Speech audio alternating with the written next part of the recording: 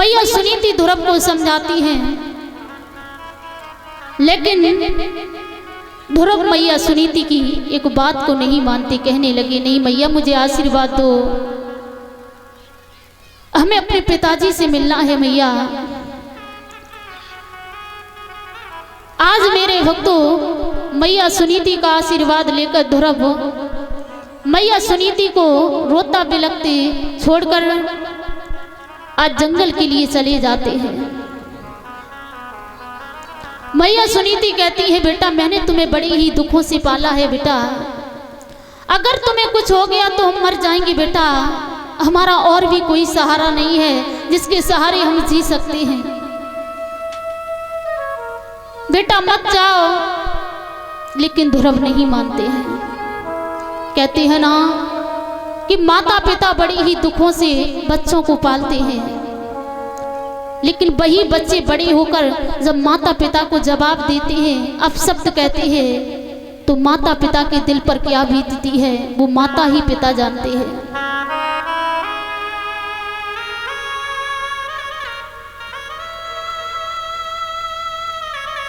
आज मेरे भक्तों ध्रुव चले जाते हैं। इधर में जब राजा उत्तानपाद को ये पता चला कि ध्रुव जंगल में भजन करने के लिए जा रहा है, तो महाराज उत्तानपाद अपने मंत्री को भेजते हैं कि जाओ ध्रुव से कह दो कि वो जंगल में ना जाए, आज से उसे जौ की रोटी नहीं उसे पचरंग भोजन दिए जाएंगे। मंत्री जाता है, ध्रुव से कहता है, बेटा जंगल में ना जाओ, आज से तुम्हें जौ की रोटी नहीं तुम्हें पचरंग भोजन मिलेंगे। ध्रुव कहने लगे, बारे परमात्मा अभी तो पूरी तरीके से तुम्हारी शरण में आए भी नहीं और जौ की रोटी छूट गई। ध्रुव मना कर देते, नहीं मुझे नहीं चाहिए।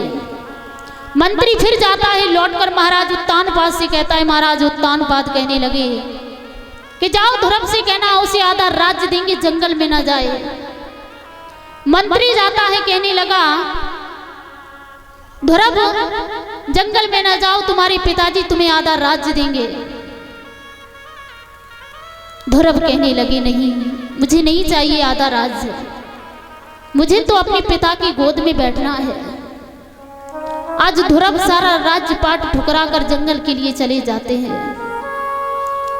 जैसे ही देवताओं ने ये देखा कि कितना अच्छा बालक है, भगवान के प्रति कितना लगाव है इसका, बिल्कुल भी मन में लालच नहीं है, उसी समय के कहा कि ये भजन करने के लिए तो जा रहा है, लेकिन बिना गुरु के इसका भजन सफल नहीं होगा।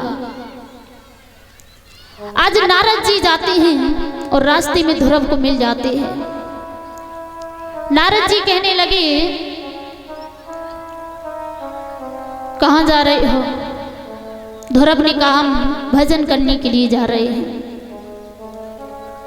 नारद जी कहने लगे, लौट जाओ बेटा, अगर जंगल में शेर भेड़िया मिल गया तो तुम्हें खा जाएगा, तुम्हें खा जाएगा, तुम्हारी मैया रो रो कर मर जाएगी। ध्रुव कहने लगी, नहीं बाबा, तुम्हारी बातों से हम डरने वाले नहीं हैं, परमात्मा का भजन करने के लिए आए हो और परमात्मा का भजन करके ही जाएंगे, अपने पिता से मिलकर ही जाएंगे, वापस नहीं लौट कर जाएंगे। मना कर देते हैं ध्रुव।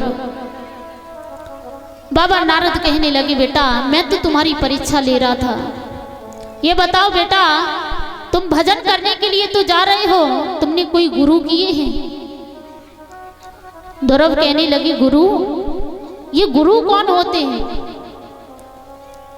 जवाब दिया, बेटा जो गलत रास्ते से अच्छे रास्ते पर लेकर जाएं, जो अच्छी शिक्षा दे वही गुरु होते हैं, और बिना गुरु के कल्याण नहीं होता है बेटा, गुरु करना बहुत जरूरी होता है।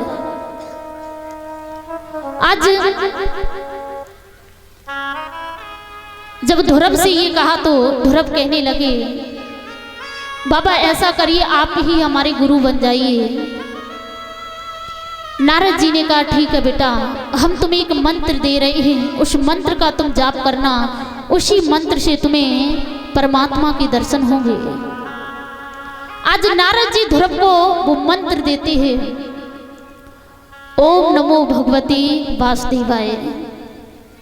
ये मंत्र नारद जी ध्रुव को दे देते हैं और कहते हैं कि जाओ इसी मंत्र का जाप करना, तुम्हें भगवान के दर्शन होंगे।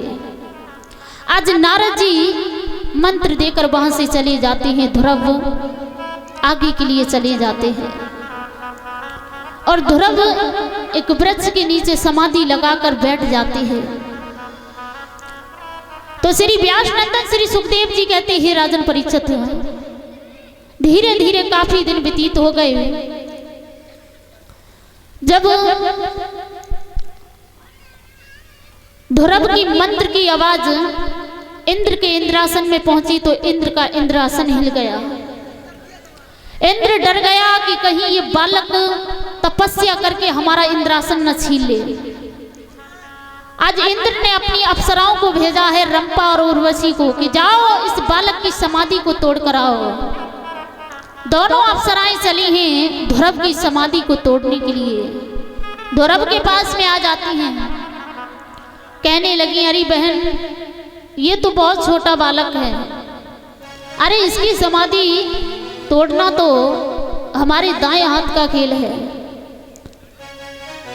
आज दोनों अप्सराएं नाचती हुई बोली हैं कि जाए नाची कूदी के रिझाइले मेरी बहना लल्लाओ मरी को